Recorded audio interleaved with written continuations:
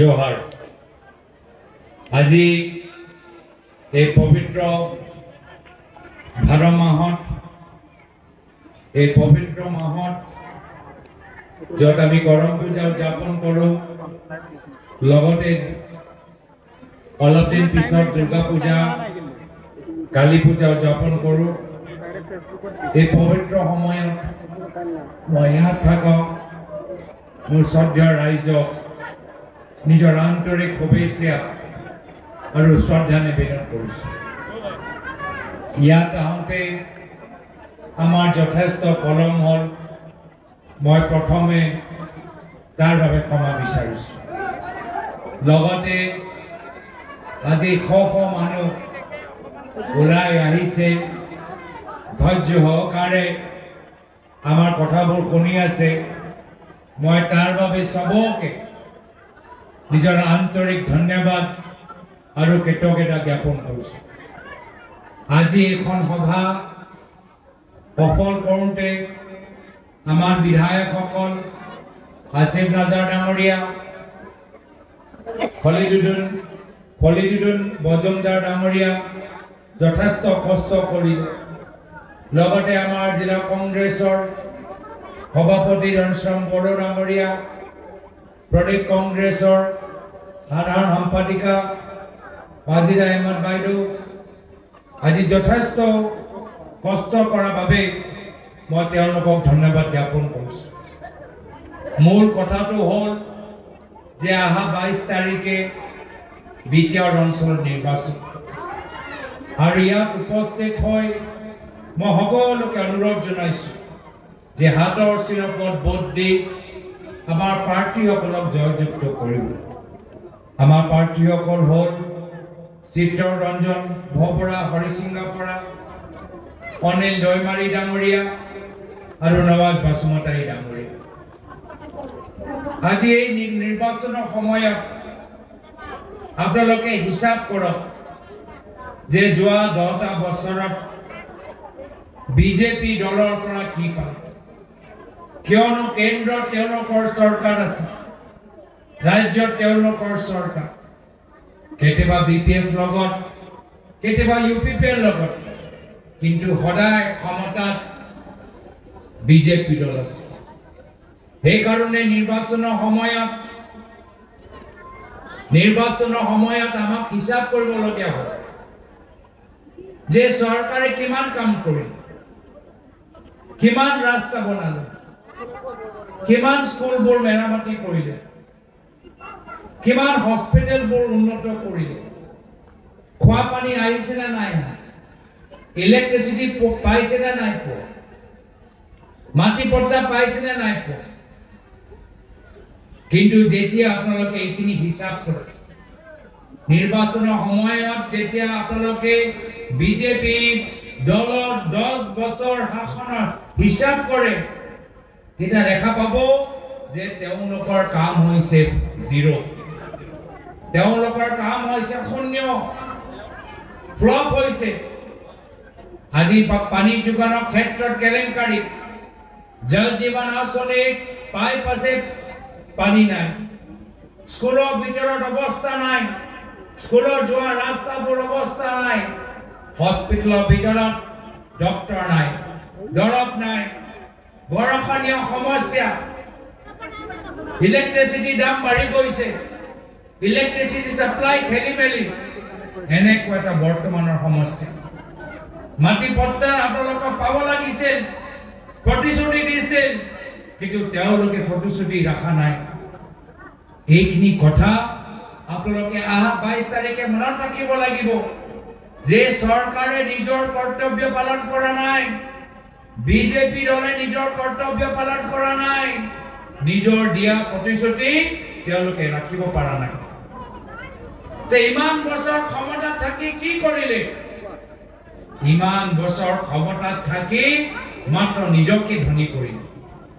আপোনালোকক মাটি পট্টা দিয়াতকৈ নিজৰ পৰিবাৰৰ নামত বাগান কিনিলে, আপোনালোকৰ ল'ৰা ছোৱালী পঢ়ি থকা চৰকাৰী স্কুল উন্নত কৰাতকৈ নিজৰ পৰিবাৰৰ নামত ডাঙৰ প্ৰাইভেট স্কুল খুলিলে, আপোনালোকৰ ল'ৰা ছোৱালীক সংস্থাপন দিয়াতকৈ নিজৰ ভাই ককায়েকৰ নামত ঠিকা ল'বলৈ আৰম্ভ কৰিলে। এয়া হৈছে বৰ্তমানৰ অৱস্থা অসমৰ ভিতৰত।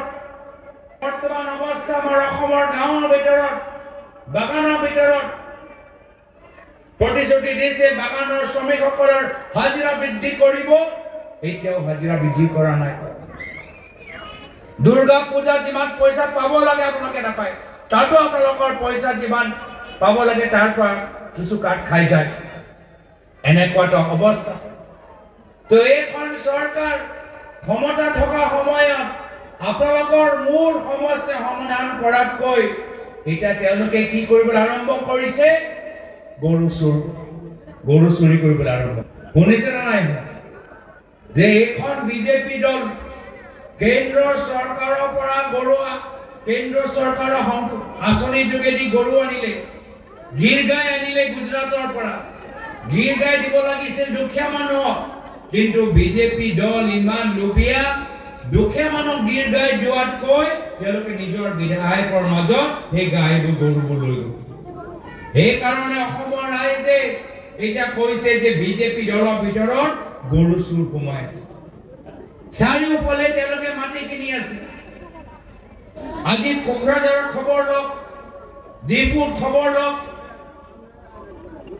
কাৰো লগত আলোচনা নকৰাকৈ তেওঁলোকে আমাৰ বাগানৰ মানুহৰ মাটি, বড়ো মানুহৰ মাটি, বঙালী মানুহৰ মাটি আজি তেওঁলোকে লৈ আদানী, আম্বানী আৰু পতঞ্জলিক চম্ভালি দিছে। মাটি চুৰ আজি তেওঁৰ মাজত ওলাই গৈছে। আঁচনি ক্ষেত্ৰত বিভিন্ন ধৰণৰ কেন্দ্ৰৰ চৰকাৰ আঁচনি আহে, 10 লাখ টকা আঁচনি, 50 লাখ টকা আঁচনি, কিন্তু সেই আঁচনি সুবিধা চৰকাৰে আপোনালোকক দিয়া নাই, নিজৰ বিধায়কৰ পৰিবাৰৰ নামত লৈ গৈছে। আজি চৰকাৰৰ ভিতৰত এনেকুৱাও মন্ত্ৰী আছে যি মন্ত্ৰীৰ পৰিবাৰে কেন্দ্ৰৰ চৰকাৰৰ 50 লাখ টকা আঁচনি আজি নিজৰ একাউণ্টত সোমাই দিছে। আজি তাৰিখত এনেকুৱাও পৰিবাৰ আছে যিসকল কেন্দ্ৰৰ চৰকাৰৰ 10 কোটি আঁচনি দুখীয়া মানুহক দিয়াতকৈ আজি নিজৰ একাউণ্টৰ ভিতৰত সোমাবলৈ চেষ্টা কৰি আছে। এয়া হৈছে তেওঁলোকৰ কামবোৰ। গৰু চোৰ, মাটি চোৰ, আৰু ৰাহুল গান্ধী ডাঙৰীয়া ইতিমধ্যে প্ৰমাণ কৰি দিছে যে তেওঁলোকৰ মাজত বুট চোৰো আছে। গৰু চোৰ, বুট চোৰ, মাটি চোৰ, আৰু অৰুণোদয়ও সকলোকে নিদিয়ে, মাত্ৰ বিজেপিৰ মাজত তেওঁলোকে খাই পেলাই, সেইকাৰণে আঁচনি চোৰো আছে। এয়া হৈছে বৰ্তমানৰ অৱস্থা। অসমৰ গাঁৱৰ ভিতৰত আজি তাৰিখত আমি চৰকাৰী স্কুল দেখা নাপাওঁ, আমি মদৰ দোকান খোলা দেখা পাওঁ। আজি মুখ্যমন্ত্ৰী হিমন্ত বিশ্ব শৰ্মা ডাঙৰীয়া আজি অসমৰ ভিতৰত শান্তি আনিব লাগিছিল, বিদ্যাৰ অঞ্চলত শান্তি আনিব লাগিছিল। যিখিনি কাম কংগ্ৰেছ চৰকাৰে কৰিলে, প্ৰায়তঃ মুখ্যমন্ত্ৰী ধৰ্মকদেৱে কৰিলে, প্ৰায়তঃ ধৰ্মকদেৱ অসমৰ ভিতৰত শান্তি আনিলে, আৰু হিমন্ত বিশ্ব শৰ্মা ডাঙৰীয়া এতিয়া নিবনুৱ যুৱকসকলৰ হাতত বন্দুক দিবলৈ বিচাৰিছে। এয়া হ'ল পাৰ্থক্য যে কংগ্ৰেছ চৰকাৰ দিনত ল'ৰা ছোৱালী বিনামূলীয়া কম্পিউটাৰ, বিনামূলীয়া লেপটপ পাইছিল, আৰু এতিয়া হিমন্ত বিশ্ব শৰ্মা ডাঙৰীয়া দিনত এতিয়া ল'ৰা ছোৱালীৰ হাতত এতিয়া বন্দুক আমি দেখা পাইছো, মদৰ বটল দেখা পাইছো, আজি ড্ৰাগছ ল'বলৈ আৰম্ভ কৰিছে। এয়া হ'ল গাঁৱৰ বাগানৰ ভিতৰৰ অৱস্থা। খোৱা পানী নাই, মদৰ দোকান, নিচা, মহিলা নিৰ্যাতন, অপৰাধ, এনেকুৱা হৈছে বৰ্তমানৰ অৱস্থা। চাৰিওফালে চিণ্ডিকেট, কয়লা, বালি, পাথৰ, শিল, চাৰিওফালে চিণ্ডিকেট অসমৰ ভিতৰত। আৰু এই চিণ্ডিকেটৰ চৰ্দাৰ কোন? এই গৰু চোৰ, মাটি চোৰ, আঁচনি চোৰ সকলৰ চৰ্দাৰ কোন? চৰ্দাৰ হ'ল মুখ্যমন্ত্ৰী হিমন্ত বিশ্ব শৰ্মা ডাঙৰীয়া। এই গোটেই চিণ্ডিকেট চলোৱা, এই গোটেই গৰু চোৰ সকলৰ, মাটি চোৰ সকলৰ, বুট চোৰ সকলৰ, আঁচনি চোৰ সকলৰ, কয়লা, বালি, শিল, পাথৰ চিণ্ডিকেট সকলৰ চৰ্দাৰ হ'ল মুখ্যমন্ত্ৰী হিমন্ত বিশ্ব শৰ্মা ডাঙৰীয়া। যিজনে আপোনালোকৰ ল'ৰা ছোৱালী খাতিৰ নকৰে, আপোনালোকৰ ল'ৰা ছোৱালীৰ কাৰণে কাম কৰা নাই, এতিয়া নিজৰ ল'ৰা নামত 18টা কোম্পানী খুলিছে নিজৰ ল'ৰা নামতে 18টা কোম্পানী আৰু আপোনালোকৰ ল'ৰা ছোৱালী নিবনুৱা আপোনালোকৰ ল'ৰা ছোৱালী পঢ়ি থকা চৰকাৰী স্কুল বন্ধ আপোনালোকক 1250 টকা দিয়ে অৰুণোদয় যোগেদি আপোনালোকক 1250 টকা দিয়ে কিন্তু মুখ্যমন্ত্ৰী হিমন্ত বিশ্ব শৰ্মা ডাঙৰীয়া নিজৰ পৰিবাৰৰ কোটি কোটি টকা মাটি মালিক বনাইছে আপোনালোকক 1250 টকা অৰুণোদয় আঁচনি দিয়ে কিন্তু হিমন্ত বিশ্ব শৰ্মা ডাঙৰীয়া নিজৰ পৰিবাৰক কোটি কোটি টকাৰ মাটি আজি গোটেই সম্পত্তি তেখেতক সঞ্চাই দিছে এয়া হৈছে বৰ্তমানৰ পৰিস্থিতি আজি অসমৰ ভিতৰত আজি আমি বিভিন্ন সময়ত আমি শুনা পাওঁ যে মহাভাৰতৰ ভিতৰত যিদৰে ফকনি মামাই ভাই ককায়েকৰ মাজত কাজিয়া লগাইছে আজিও অসমৰ ফকনি মামা হ'ল হিমন্ত বিশ্ব শৰ্মা ডাঙৰীয়া মাত্ৰ কাজিয়া লগাবলৈ বিচাৰে মাত্ৰ সংঘাত লগাবলৈ বিচাৰে বড়ো আনা বড়ো মাজত মিচিং কাৰ্বি মাজত বঙালী আৰু অসমীয়া মাজত বাগান আৰু বড়ো মাজত আদিবাসী আৰু এছটি মাজত মাত্ৰ কেনেদৰে সংঘাত লগাব পাৰে এয়া হ'ল তেওঁলোকৰ অৱস্থা সেইকাৰণে আমাক লাগে পৰিত্ৰাণ সেইকাৰণে আমাক আগন্তুক দিনত এটা বিকল্পভাৱে চিন্তা কৰিব লাগিব এই ফকনি মামাৰ শাসন আমি আৰু বেছি দিন চলিব দিব নোৱাৰো সেইকাৰণে আগন্তুক দিনত অসমৰ জনসাধাৰণে এবাৰ সিদ্ধান্ত লৈছে যে যুঁজ এখন হ'ব অসমৰ ৰাইজে যুঁজিব অসমৰ ৰাইজ এনেকুৱা চৰকাৰ বিচাৰে যি চৰকাৰ আদানী আম্বানীৰ বাবে নহয় বাগানৰ মালিকৰ বাবে নহয় বাগানৰ শ্ৰমিকসকলৰ বাবে চিন্তা কৰে খেতিয়কসকলৰ বাবে চিন্তা কৰে আৰু এনেকুৱা এটা চৰকাৰ ভৱিষ্যত কংগ্ৰেছে গঠন কৰিব আজি অসমৰ ভিতৰত সকলো মামাৰ লগত আমি মামীৰ কথা শুনিবলৈ আৰম্ভ কৰিছো আজি দুখ লাগে যে অসমৰ ভিতৰত আমি চান্দা দিয়া এই অভ্যাসটো আমি শুনিছিলো কিন্তু আজিৰ তাৰিখত আমি গম পাই গৈছো যে অসমৰ ভিতৰত মামিক চান্দা নিদিয়াকৈ একো কাম নহয় অসমৰ ভিতৰত মামিক চান্দা নিদিয়াকৈ একোৱে কাম নহয় যদি বাগান ল'বলৈ বিচাৰে মামি প্ৰথমে চান্দা দিব লাগিব যদি গুৱাহাটীৰ ভিতৰত বাছ চলাবলৈ বিচাৰে বাছৰ কোম্পানী খুলিবলৈ বিচাৰে এটা মামিক চান্দা দিবলৈ লাগিব